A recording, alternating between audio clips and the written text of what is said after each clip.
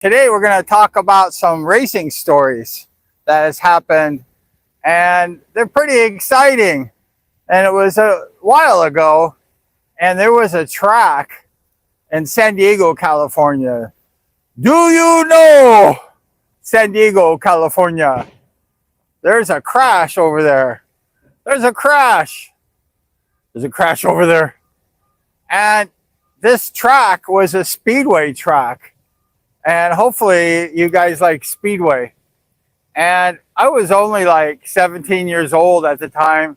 I had just taken lessons from the #2 Speedway rider in the United States named Dub Farrell. Number 121, dangerous Dub Farrell. He was a good rider.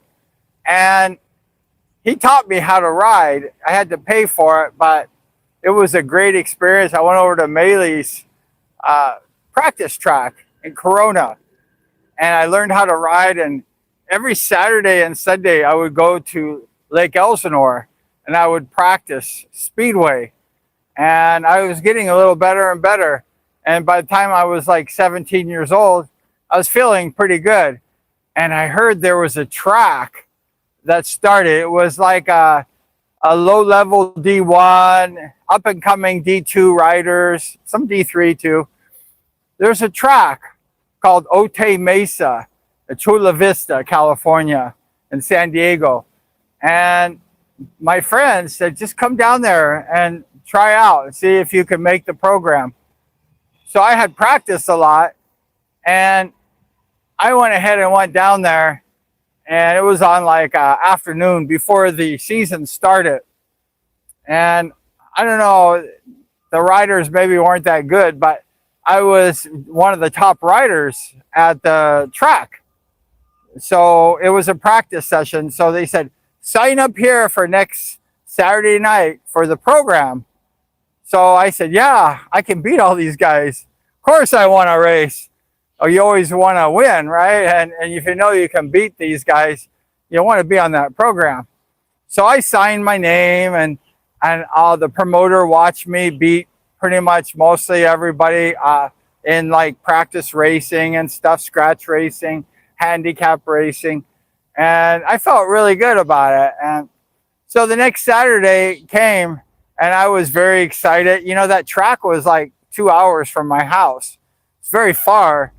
And I got there, and I was really excited about racing, seeing where I was on the program. And I opened the program, and I was flipping through it, and my name wasn't on the program. And I'm like, what's happening here? Why isn't my name on the program? And I went to the promoter, and I said, you know, I was here like last Saturday afternoon practicing, and I was one of the better riders out here for that afternoon race. And like, why aren't I on the program? And he said, I don't know. One of the riders' dads, I think he printed the program. Maybe he saw me. Maybe he didn't want me on the program because he had a son that was on the program, who's one of my good friends today. So anyways, I was on the program, and I said, well, I want to be a reserve. And he goes, I'm sorry, but it's going to be very difficult for you to be a reserve. And I said, why is that? And he said, well, there's like 4 or 5 guys in reserve before you because it was opening night and lots of people wanted to race this track. And I'm like, I don't care. Put me on the reserve list, number 4 or 5. I don't care. I want to ride. And I was very angry because like they didn't even notice me. And I was definitely maybe one of the top riders, if not the top rider at the track during the practice. And they didn't even put me on the program. It was very disrespectful. And so I drove far. You know, I drove like 2 hours. This was on the border of Mexico. On the border of Mexico. And it was far from my house in Orange County. So I waited, and then the promoter came up to me and said, guess what, Brian? It's your lucky day. We have some people not showing up to the races. And Denny Scopoletti, he's riding for the, I guess he's riding for the San Bernardino Sizzlers, and he didn't want to come because he's focusing on racing on one of the teams. So I said, okay, that's great. So I was kind of mad though, you know, like they didn't even know who I was and they didn't put me on the program, and I just felt a little bit slanted and I was kind of angry. Usually if I get mad, I don't like say too much, but I usually take it out on the track. You know, I don't go around yelling and making a scene, but I'm very mad on the inside. So they put me in a first division race, and I went ahead and did really well. I think I did really well in the handicap program, and in the scratch program, I think I won the scratch main event that night. So people are like, you weren't even on the program, and now you've won the scratch main event, the opening night. And I turned to the promoter and I said, don't you ever forget me on the program from now on, because I felt kind of insulted that you didn't put me on the program. And I went ahead and proved to you tonight that I was the best scratch rider out of all these guys, up and coming speedway riders. So he's like, oh, don't worry, you're on the program next week. In fact, they had a competition. It's called King of the Hill Match Race Champion. And during the opening night signups, they had this beautiful silver cup, like a trophy. And that was for the end of the year. They had the best 3 riders in match race competed for that cup. It was a one-night event at the very last night of the season. So it's beautiful silver cup, and it was beautiful. And I said, I want that cup, and you know, I like it. And they said, well, you're racing next week. This racer from New Zealand named Kevin McDonald, and he's the current king of the match race champion. And you're going to race Kevin McDonald. You're probably not going to beat him, but you're going to race this hot shoe from New Zealand. He's an import. And so I said, no problem. I'll race anybody. So the next week came along, and I had a successful night at the program. And most every night there, I did pretty well. And then I raced Kevin McDonald on the King of the Hill match race. And I went ahead and I just blew that guy away. I just smoked his butt. And I'm like, I am the new king here. And I held that king. Every week they'd have a new king, and they'd have a challenger. So the winner of the scratch main event would be the new challenger for the next week. And so I was the current king, and I started racing guys like Larry Costa, who was third, eventually went to be a third place in the United States Speedway Nationals one year. And I raced him a bunch of times and had a lot of success before he got older. And then I raced a young Brad Oxley, and Brad was just a young rider. We were kind of like the same age, but he was kind of a small guy. He hadn't grown, and Brad and I didn't know each other that much. I just knew that Brad was like the son of Harry Oxley, who was the promoter of Costa Mesa Speedway. And every week he would bring his papa, Harry, and George Wynn, the old Englishman. Hey, George Wynn, he's the one who like gold-plated Ivan Major's third world championship Jawa, and it sits in a museum. I believe it's in New Zealand to this day. And George Wynn and another guy, they told Ivan Major that if you win your third world championship, we're going to ship that bike from Europe, and we're going to gold plate it and give it back to you. You're going to have a golden bike. So he did. He went ahead and won it, and they sent the bike, Ivan did, and then George Wynn and this other guy, they gold plated it and sent it back to Ivan Major in New Zealand. But anyways, he was a good engine builder, and he was with Brad Oxley's team. That was Brad Oxley's engine builder. He was good though, and he knew a lot about Speedway. You know, he had been around like in the 1930s, 1940s. He knew all the rules and regulations of Speedway. He could build Speedway tracks. The guy was kind of an expert genius about Speedway. and he was pretty good with engines. He had an engine, a Jawa. He put an engine case. It was a Win Jawa Speedway bike. And although he wasn't my mechanic personally, he seemed to do a pretty good job. My mechanic was maybe more famous than George Wynn, and that was Jerry Fairchild, who was the president of the SRA. And he was a tuner of all the early day great American Speedway riders like Jack Milne, Cordy Milne, Lammy Lameraw, Ernie Rocio. He had tuned all these top riders, and he was old guy at the time. And I was just a young 16-year-old. I was a young lion. He called me, he said, "Brian, you're my young lion." And I'm like, "Ah, I'm a young lion." I was a young lion. I'm not a young lion anymore, but I was a young lion once upon a time. And so Jerry Fairchild was probably one of the best engine builders on earth at the time. He used to do like fuel injection for Mercedes, and Mercedes would contact him and have him fly to Germany and teach the Mercedes-Benz mechanics how to make fuel injection car engines in the early days. Jerry Fairchild was a genius, and he liked me because I rode the JAP, and Jerry Fairchild was an expert JAP engine builder. So he built my JAP, and it just was fast as a rocket. I mean, it would beat all these Jawas pretty much handily. You know, the JAP has a very big power band, and it's kind of a radical bike. And I was only like 165 pounds, and I was about 6'1", 165 pounds, and I was fast because of the motorcycle, not because of me probably. But I rode Jerry Fairchild's engine, and it was my bike, and he did the tuning for my bike, and it was fast. And the JP was an amazing motorcycle at the time. And Jerry, reason why he also tuned for me is he said, "I want you to beat those Jawas," you know? He was an old JP guy.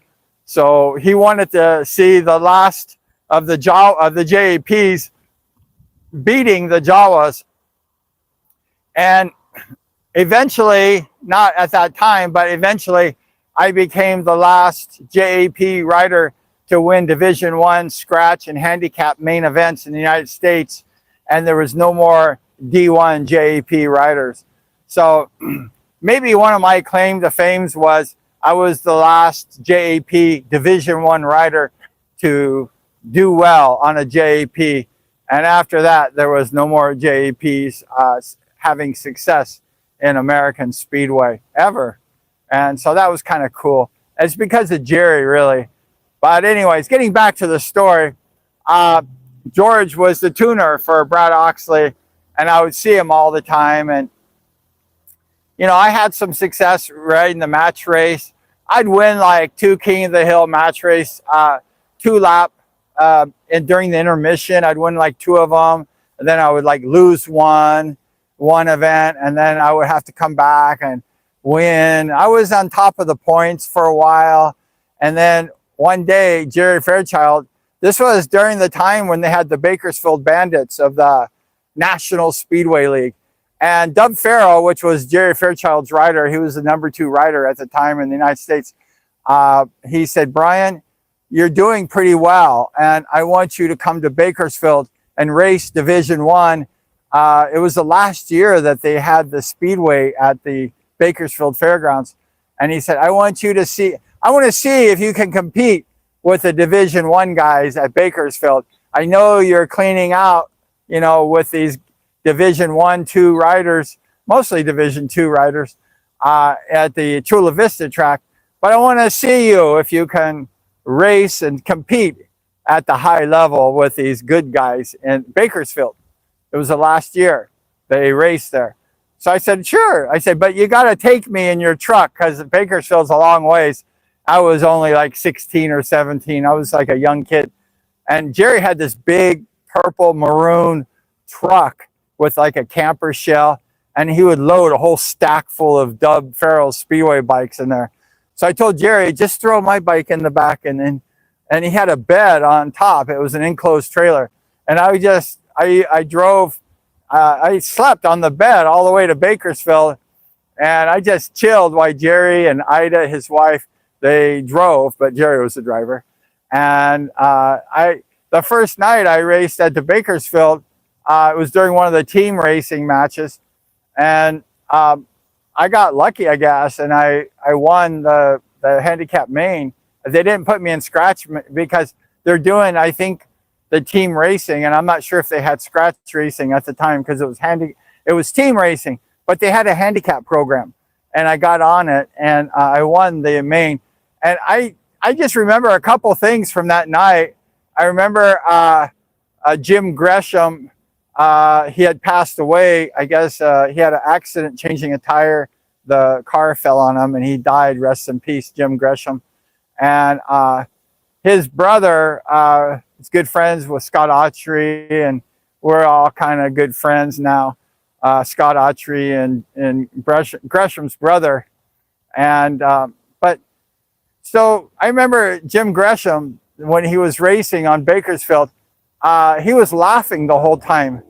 And I went up to Jim and I go like, "Why are you laughing at me?" And he goes, "I just think it's funny that I don't know who you are, and you came here to Bakersfield and you won the handicap main event." And he was laughing his ass off. But my bike was really hooking up good there, and I had a very nice evening. And so all I remember is kissing the trophy girl, and they're all like a bunch of farmer girls, you know, and there's all these cowboy guys with hats. And I wasn't really a cowboy. I was more of a city dude. But they were kind of pretty girls, and I was a single guy and stuff. And I said to myself, you know, I think I could like pick up on some of these chicks here, maybe one of them. But I was going home too. But I was just like seeing what my luck would be like, because there's all these pretty country girls, cowgirls. So I talked to the trophy girl. She didn't. I gave her a kiss when I won the main event. And then I was seeing a bunch of other girls like came up to me like for autograph, and I was trying to pick up on a couple of them, but they didn't like me. I think they liked the country boys, you know, they liked the cowboys, and I was like, they could tell I wasn't a cowboy. Anyways, we went back to South Bay Speedway, the Chula Vista, and I think I spent a few weeks at Bakersfield. I can't remember, but when I went back, Brad Oxley had taken over. Brad Oxley had won 2 United States championships back in the 80s. So he was a future U.S. champion, and he raced Speedway in Europe for a couple years. But Brad was the top point getter for the King of the Hill thing. And I couldn't catch him for some reason. And the season had come to an end, and I had a really successful year. I can't remember all the details, but I knew I had lots of wins. And they started me, I think it was at the 30-yard line, and then 40, 50. And I think I raced at the 50 or 60-yard line. So got an airplane coming. And so it was pretty fun. And they had the last night of the season. And like I mentioned, they had that King of the Hill Cup. It was a big, beautiful silver cup. And that was something that I always wanted. And the race before that, I think I swept the program. And there was this one guy, I shouldn't even mention his name. I played football, American football with him.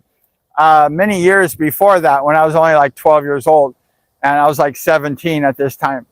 And he was like a crappy rider, like a Division III rider, and he just was never any good, really.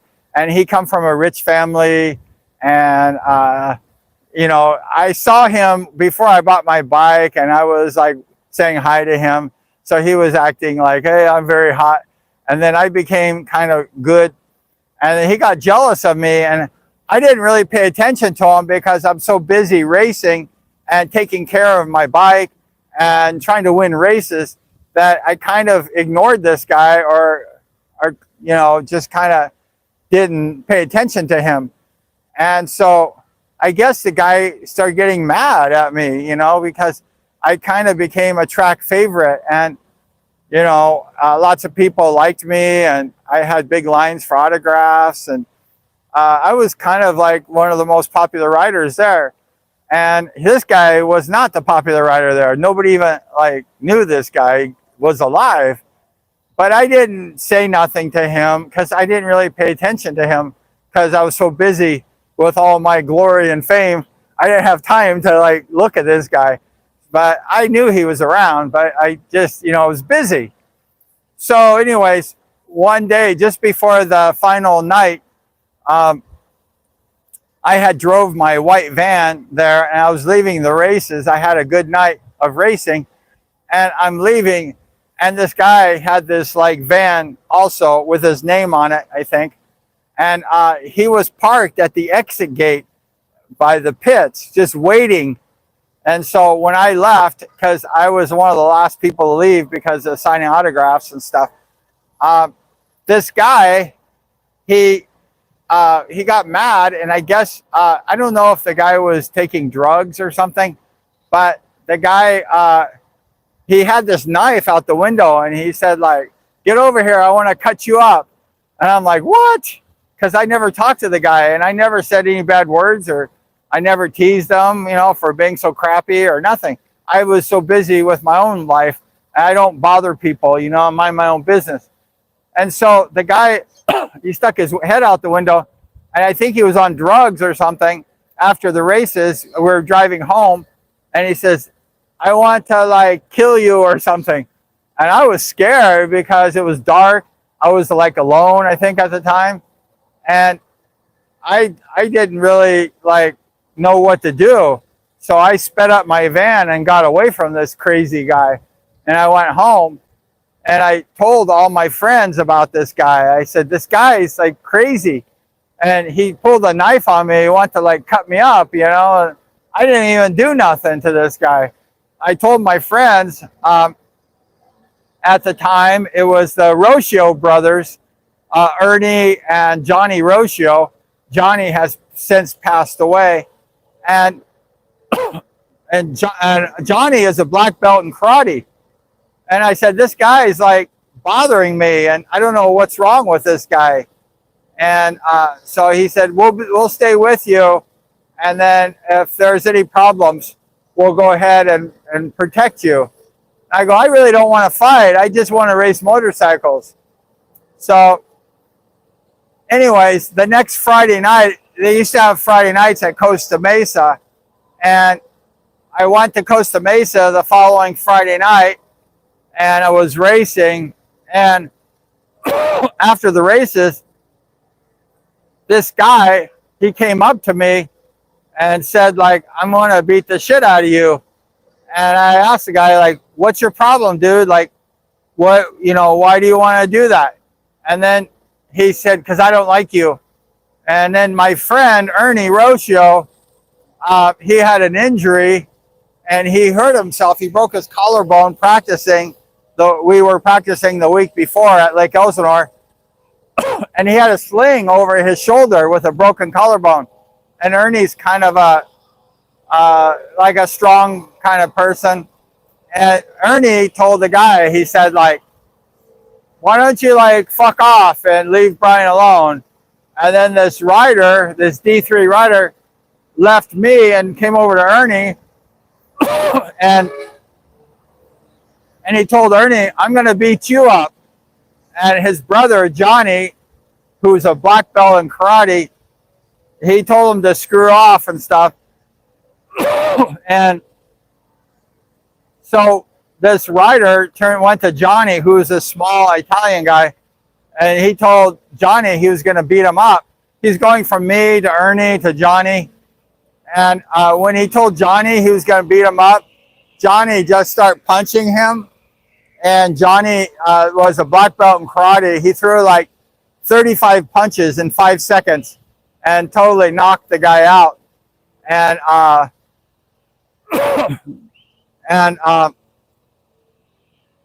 got some workers around here, I'm sorry.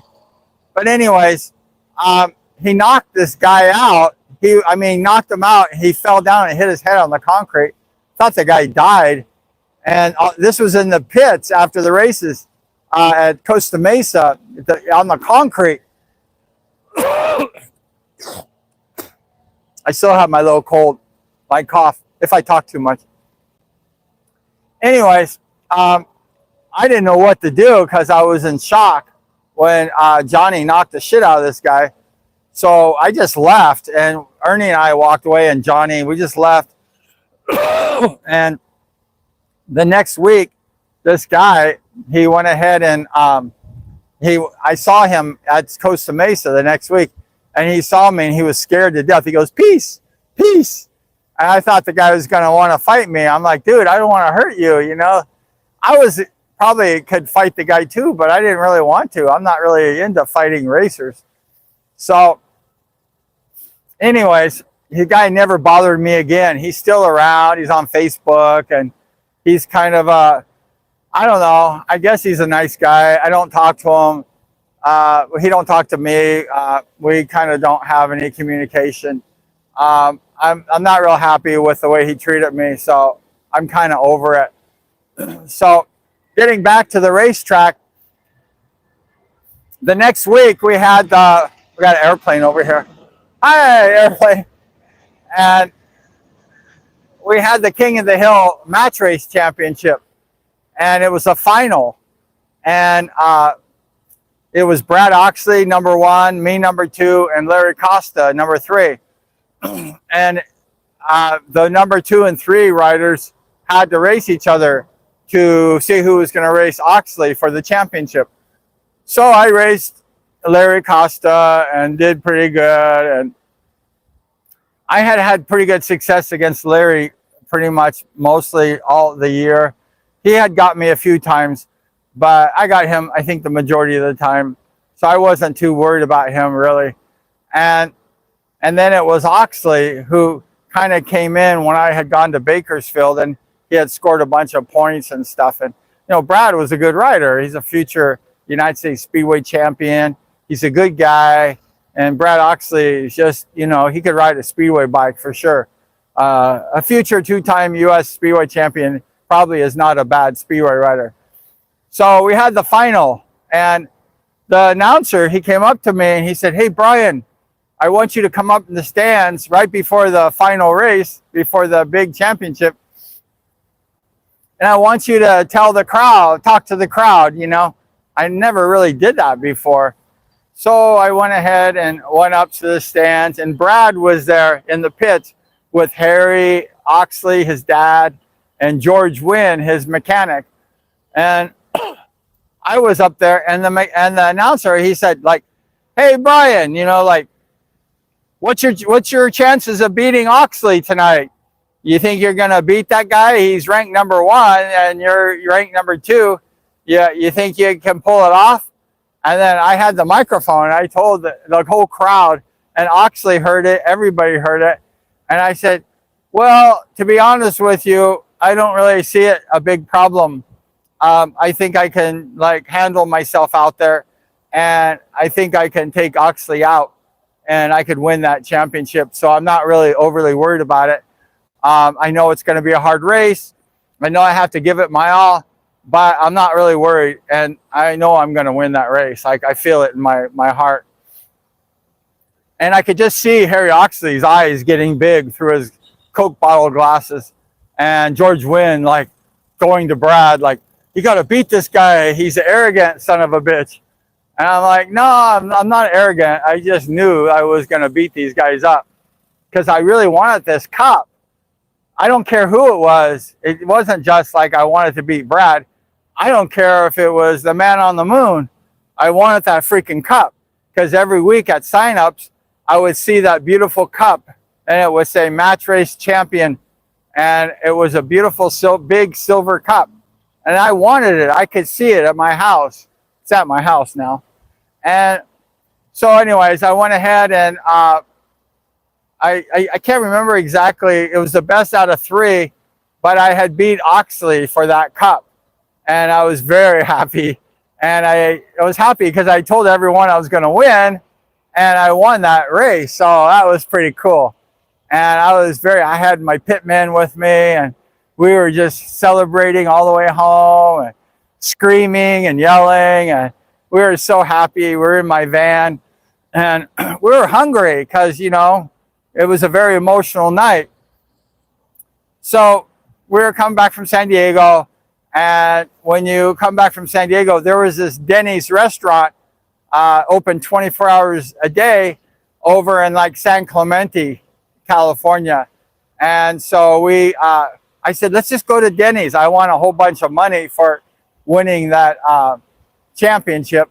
And I got that beautiful cup. And that was like one of the best days of my life. I was so happy. That was my first championship I won. And it was a difficult one, you know. Brad Oxley and Larry Costa are no slouches. These guys were hot riders, and they were hard to beat. So I gave it everything I had, and, you know, I just had a little bit more will to win, I think. And I had a fast bike from Fairchild. That helped me too. So we pulled over at Denny's restaurant in San Clemente, and we pulled in the parking stall, and lo and behold, there was Brad Oxley's truck right next to me with Brad's Speedway bike and stuff. So I'm like to the guys, oh my God, Brad Oxley's here. You know, he just finished beating Brad about an hour earlier. And I didn't talk to Brad at all. So I said, you know, Brad's eating dinner at this at this Denny's. And it was like, you know, 12 o'clock at night or 1 o'clock in the morning by the time we got to San Clemente from San Diego. So I told my pit guys, I said, if you see Oxley's and George Wynn, don't say nothing to them. Don't look at them. Don't talk to them. Don't laugh. Don't make a joke. Just mind your own business, eat your food, and we go home. And if you make like a trouble or you make any like drama, I'm going to be very mad at you. So I kind of gave them like a bunch of crap. I told them, don't mess around, because, you know, I respect other Speedway riders and I don't want to insult anybody. So the waitress sits us at the Denny's, and she sits us at this booth. We had like 4 of us. And then she sits us right next to Brad Oxley's group with George Wynn. And I'm like, oh my God, we're sitting right next to Brad and his dad and George Wynn and another couple pit guys and stuff. So I was kind of like freaking out, you know, I'm like, shit. And I'm like to the guys, like, don't you say nothing, you know. And so anyways, nobody said anything, and we all ate our food. Oxley's didn't talk to us, and we didn't talk to Oxley's, and we just like minded our own business, and we just kind of like ended the situation. So that's kind of how it turned out, is you know, we left and went home, but nobody said a word to them, and we didn't say anything to each other. So that was kind of funny that situation happened. Got a guy walking around, checking him out. So that was kind of an exciting event in my life. And when I got my number 77, a lot of the riders were mad at me. They were like, you know, we're going to go to Oxley and we're going to complain about you getting your racing number 77, because that was my racing number when I was 17 years old. I had got that number. And so when I was racing again in the 2000s, I wanted my number back because it was my number and nobody else had that number. So Brad went ahead and gave me that number, and he issued it to me back again because it was my number. And then a lot of my competitors were mad. They didn't want me to have that number. And just checking this area. And so they went up to Brad in the office at the Costa Mesa, and they said, like, why does Brian have number 77? Like, we don't like that. You know, Brian has this number, and we don't want him to have number 77. And Brad looked at these riders, 2 or 3 of these riders, and said to them, look it, Brian is the only guy to ever beat me for a championship. My first championship when I was 16 or 17, Brian beat me. And if he was good, he said to the guys, have you ever beat me in a championship? Because Brad was just a hot D1 rider. I mean, this guy turned to be a sensational rider, and he was a star racing in Europe. He was a good rider, and he was a star in America. And the guy said, no, Brad, we could never beat you. So Oxley said, that's right, you can't beat me. And Brian beat me, so he can have his number 77 back. And they're like, okay, Brad. And they left his office. So, you know, I was able to like have a really, you know, good experience in Speedway thanks to Brad Oxley. You know, he had this terrible accident a few years back in Mexico. He almost died. He hit a cow riding at 50 miles an hour on his 450 Honda CRF, and he nearly died. And I got to interview him on my show. I was the first person to interview him. Brad doesn't like social media that much as far as like going online. And he came on my show and we talked about the Chula Vista days. And you can see it on my channel. It's there. Brad Oxley interview. But it was fun. And Brad and I are like good buddies to this day. And he's just a good guy. He's still a promoter. He took over for his dad who retired, Harry. And he's one of the best track builders at Speedway in the United States. And he took over for his dad running Costa Mesa Speedway. It's like the 54th year of Speedway. And Brad is the next generation of running the track. And soon he'll be giving it to his sons, as a Colton. So he has sons that he's going to have to give it to so they can run the track, you know, one day, because we're all getting older, right? And so that was pretty cool. And like I say, Brad and I are friends to this day. And we reminisce those days and stuff. And Brad always is nice to me. And, you know, we don't have any hostilities. And we're kind of like best friends. And we remember the old days of racing and stuff like that. And it was cool. And he came up to me one day when I was racing back in like 2006. I was racing full-time on the circuit in support class. And he said, you know, Brian, he goes, you have the coolest name. And I said, what? And he said, you're the Bumblebee. And I go, yeah.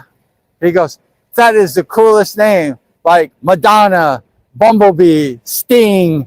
You know, you have a name like that. And I go, oh, that's, yeah. I mean, I never thought about it. I go, yeah, that's cool. And I wasn't really thinking about it. And then Brad says, but me, my name is Rad Brad, and I don't like that, you know, Rad Brad. He goes, I like one name, like Bumblebee or, you know, that kind of thing. And so I thought that was kind of funny. So Brad didn't like his Rad Brad. I thought it was pretty cool because Rad Brad is kind of a radical guy. But that was kind of the days of the Chula Vista, the last night. Also, I have a photo with Louis Kossuth as a little boy. He was like 12 years old, and he won the main event in the junior speedway that night. And Louis, he passed away like 6 years ago in Northern California. He had a heart attack or something, and had a bad, you know, situation happen to him. So we no longer have Louis with us, and his father, who ran the Santa Ana Bowl. We'll talk about that sometime. He passed away too. So a lot of these guys have passed away. So it's really sad. That's why it's important for all of us to keep our health, you know, and not have a cold like I have, take medicine like I take, and just try to keep your body as healthy as possible. But we had some good times back at Chula Vista, San Diego. Sadly, the track closed after that last main event, that championship race, and it never opened again. So it was a one-year wonder, a one-hit wonder, the Chula Vista Speedway. And like Brad would say, it was kind of a quirky track. You know, it was kind of like a track that a lot of the up-and-coming D2 riders going to D1 would race at. But it wasn't the big track where everybody was like the hottest racers. But tracks like that are good because it develops the riders, right? It helps get them the confidence to succeed, to win. So when they go to Division I, they feel confident that they could, beat these guys because they're hard to beat. So you need confidence as a speedway rider for sure. But that's it for Chula Vista. It was fun times. It was good times. And we got an airplane coming too. But thanks for hanging out with us today, talking about Chula Vista Speedway. It was a good time. And there were happy memories. And I still have all the paper clippings and photographs. And it was kind of cool, and that was one of the highlights of my racing. But I have other highlights too, because I had a chance to race some of the very top riders like Mike Bass, Bruce Penhall, Bobby Boogaloo Schwartz when he was young, and John Cowboy Cook.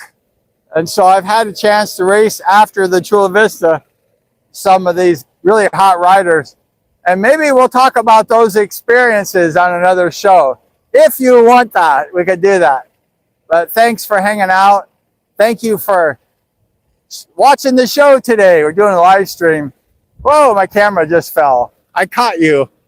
But we're going to end this stream because the wind's picking up. But thanks once again. Thanks for hanging out. We got a few comments. Appreciate your comments. And appreciate you watching the show. We're just having a good time. I'm riding the beach today, but I think I'm going to just ride it without going. I went live stream last time, and it was kind of wild. But thanks once again. And for the live stream, like, subscribe if you haven't subscribed. And we appreciate you, and we appreciate you hanging out today at the beach. A sunny day. It's close to sunset. The wind's blowing. It's a gorgeous day, and the sand is perfect for riding. So I'm going to get on that Husqvarna right behind me there. I still ride all the time. My days of riding a speedway definitely has helped me as a rider, and riding helps me stay in shape. If I ever race at Costa Mesa again, I have some seat time on a bike. I'm not as good as I was back in the day that I just talked about. I must warn you. But I'm a little older too, a little heavier. So we're just having fun these days, right? Because Speedway's for young guys. The young guys succeed, and they're really the hottest riders in Speedway. And as you get old, you kind of are washed up. But I ride every day, so I'm not totally washed up. But I just have fun, enjoy life. And I use the motorcycle skills that I learned racing to help save me in dangerous situations and when I go real fast. But thank you once again. Appreciate you. Thanks for hanging with the live stream, for making comments. And we'll look forward to seeing you again. And I appreciate you. Thanks again. And we're going to see you next time. Take care.